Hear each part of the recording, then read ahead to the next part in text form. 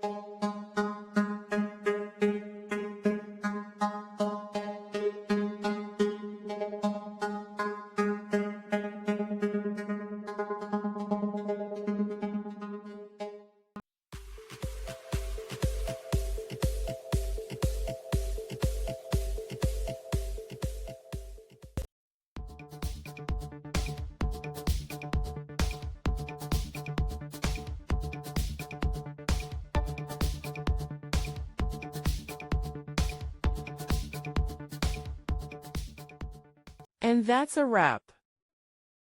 I hope you found the answer you were looking for. If you did, take a second to hit that subscribe button. It really helps out. And let me know in the comments which solution worked best for you. See you next time in the debug zone.